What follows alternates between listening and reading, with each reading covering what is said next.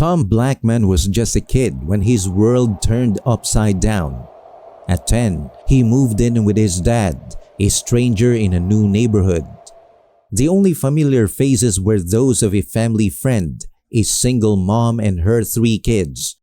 Among them was a girl, a couple of years older than Tom, who became a casual friend over time. They shared friends, and one of those friends was Chris. One fateful evening, Chris was over at the girl's house, playing games and laughing, unaware of the darkness that would soon fall. The house was quiet, save for their voices. The girl's mom was at work, leaving the children to their innocent fun. But their peace was shattered by a knock that seemed ordinary, rhythmic, like the one their mom used. Without a second thought, the girl opened the door, expecting to see her mother's smiling face. Chris, knowing he shouldn't be there, slipped out the window and vanished into the night. The person at the door wasn't their mom. It was a woman shrouded in mystery, the sister of someone their mom had been helping. She learned too much, where they lived, when they were alone, and she had come with ill intentions. The details of what happened next are blurred, a mercy to Tom's memory. But the aftermath was clear and chilling. The girl's younger brother, sensing danger, fled to the neighbors and called the police. The woman, driven by unknown demons, committed an unspeakable act. A week before Christmas, the girl was found lifeless, her innocence stolen, her body left in the bathtub, her head hidden among the festive wrappings of holiday gifts.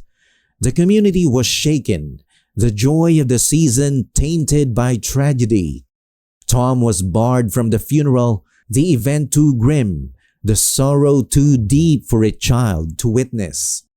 The girl's story became a whispered warning, a tale of caution that chilled the bones of all who heard it. Tom grew up with the shadow of that night lingering in his heart, a reminder of the fragility of safety and the depths of human darkness. And so the memory of the girl and the shadow at the door lived on, a haunting echo in the minds of those who knew her, a ghostly presence in the stillness of the night. Lawrence Leonardo was not your average kid. He had a knack for adventure and a sister, Emily, who was as brave as they come. Their parents often left Emily in charge, and during those times, the carport became their hangout spot.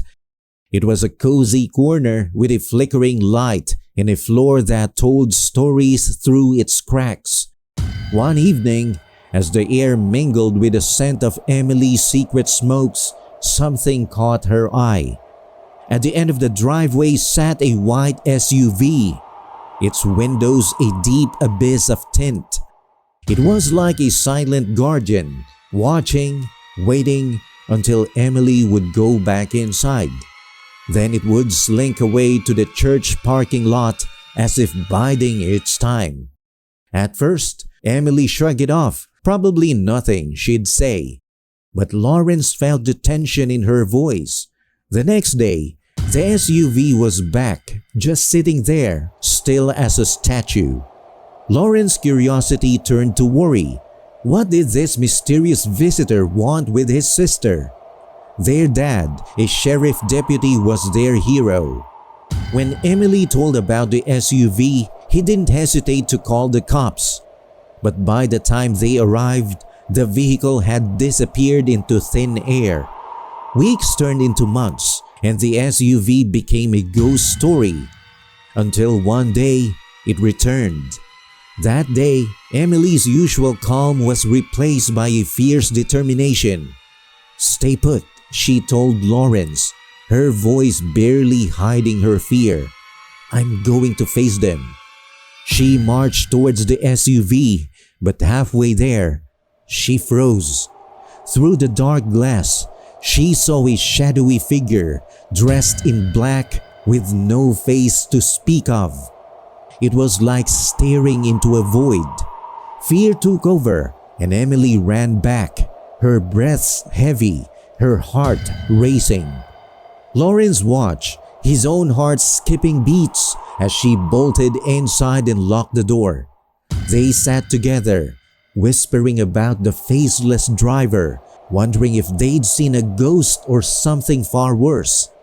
The mystery deepened on a night when their car was at the mechanics.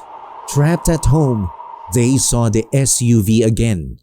Emily's eyes told Lawrence all he needed to know.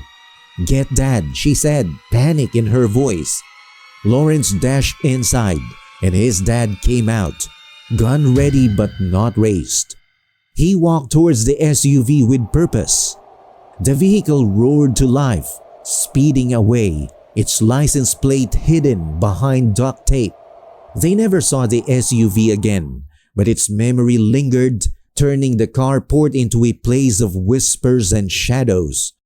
Lawrence often wondered if it was a warning, a sign of something dark and unknown. And sometimes, in the quiet of the night, he'd listen for the sound of an engine, half expecting to see the SUV waiting in the darkness. Stephen Donner was a young boy caught in the web of his parents' separation. Their world had fractured and Stephen found solace in his mother's two-bedroom apartment. His room was cozy, but when the shadows grew long, he preferred the safety of her bed. The apartment sat on the first floor and the summer's heat seeped through the open window, casting eerie patterns on the walls.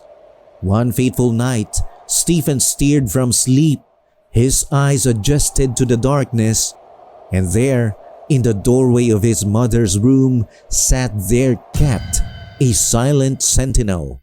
Yet this was no ordinary night. The cat's behavior was off-kilter. It slipped into Stephen's mom, meowing as if urging him to wake. Stephen turned to his mother, her face etched with concern. Before he could speak, they both looked back at the door. A man stood there, framed by the hallway shadows. His eyes bored into Stephen's and fear clutched at the boy's throat. How had this stranger infiltrated their sanctuary? His mother's instinct kicked in. With lightning speed, she scooped Stephen up and hurled him out of the window. The screen gave way and he tumbled onto the grass below. The drop was short, but the terror stretched it into eternity. His mother followed, her desperation propelling her through the window. Together, they screamed for help, their voices slicing through the night. Someone dialed 911 and the police arrived, their flashlight probing the darkness. But there were no signs of forced entry, only the unlocked front door, a silent invitation for the intruder. Stephen's mother insisted she'd lock the door that night, deadbolt and chain secure. The police exchanged puzzled glances. How had the man slipped past their defenses?